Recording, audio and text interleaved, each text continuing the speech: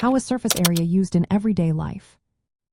Imagine trying to paint a wall or wrap a gift without knowing how much material you'll need. That's where understanding surface area comes into play. Surface area is the total outside space that covers a three-dimensional object.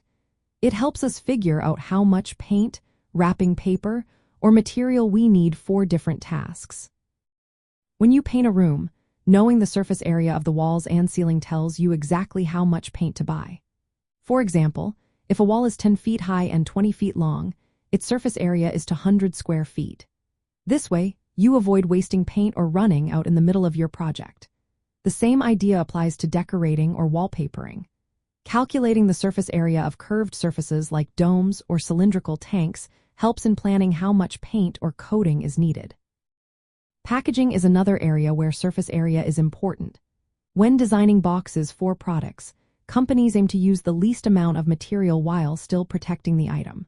For instance, a food container that is shaped like a rectangular prism needs its surface area calculated to decide how much plastic or cardboard to use. This keeps costs down and reduces waste. Wrapping gifts also involves measuring the surface area of boxes or objects to buy enough wrapping paper. If a box is 12 inches long, 8 inches wide, and 4 inches tall, you can calculate the surface area by adding up all the sides to know how much paper to buy. In construction and architecture, surface area helps in estimating the amount of materials like tiles, glass, or steel needed for buildings, bridges, or tanks.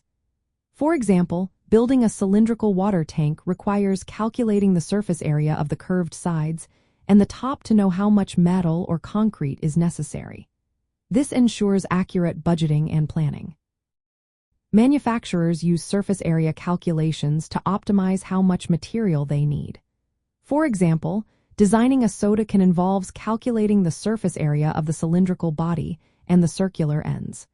Knowing this helps determine how much aluminum is needed to make the can. This keeps production costs lower and reduces waste. Environmental scientists also use surface area to understand natural processes.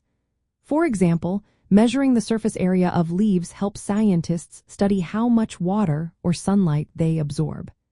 In ponds, calculating the surface area and volume helps estimate evaporation rates and water quality. Safety is another reason surface area matters. When lying on a bed of nails, the weight is spread over many nails, increasing the total surface area in contact. This reduces pressure on any single point and prevents injury. When buying fabric for sewing, knowing the surface area needed helps ensure you purchase enough material.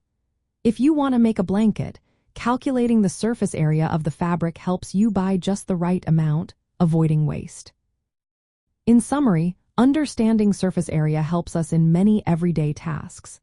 It guides us in estimating materials, controlling costs, ensuring safety, and making smart choices. Whether painting a wall, wrapping a gift, building a tank, or studying nature, knowing how to calculate surface area makes these tasks easier and more efficient.